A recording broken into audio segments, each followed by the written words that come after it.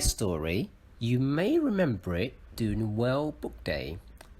Some of you may even have seen the play. It's called Ruby Finds a Worry by Tom Percival.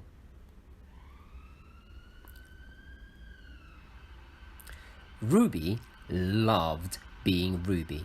She loved to swing up high, and she loved to explore wild, faraway places. Sometimes she even went all the way to the very bottom of the garden.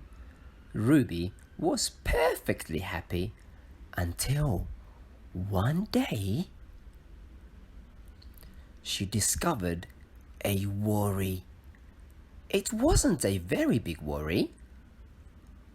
In fact, it was so small that at first Ruby hardly noticed it. But then the worry started to grow. Each day it got a little bit bigger. It just wouldn't leave her alone. It was there at breakfast, staring at her over the cereal box, and it was still there at night when she brushed her teeth. The funny thing was that no one else could see Ruby's worry, not even her teacher. So Ruby pretended that she couldn't see it either. She tried to carry on as if everything was normal, but it just wasn't. The worry was always there. It's stopping her from doing the things that she loved. Ruby wondered if the worry would ever go away. What if it didn't? What if it stayed with her forever? Ruby didn't realize it, but she was doing the worst thing you could ever do with a worry. She was worrying about it. Now the worry was enormous. It could barely fit in the kitchen at dinner time. It filled up half of the school bus. And it took up whole rows at the movie theatre. The worry became the only thing that Ruby could think about, and it seemed like she would never feel happy again.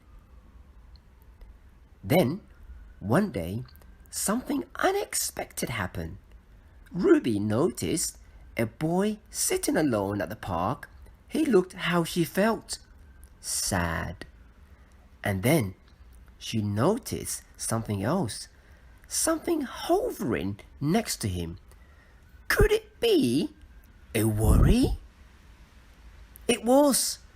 Ruby realized that she wasn't the only person with a worry. After all, other people had them too.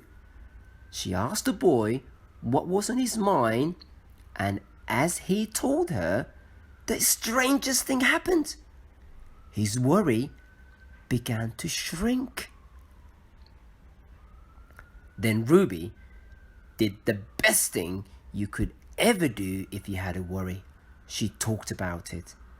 As the words tumbled out, Ruby's worry began to shrink until it was barely there at all. Soon, both of their worries were gone. Finally, Ruby felt like herself again. Of course, that wasn't the last time she ever had a worry. Everyone gets them from time to time, but now that she knew how to get rid of them, they never hang around for long. The end. Now in this story, Ruby discovered that everyone can have a worry from time to time. So for your task, we want you to draw what does your worry look like. After you do that, you can do another drawing. When you get a worry, how do you make yourself feel better? Do you play with a pet or a toy? Do you go outside in the garden maybe? Do you talk to your mom and dad or a friend? So what we want you to do is draw a picture to show us what you do to shrink your worry.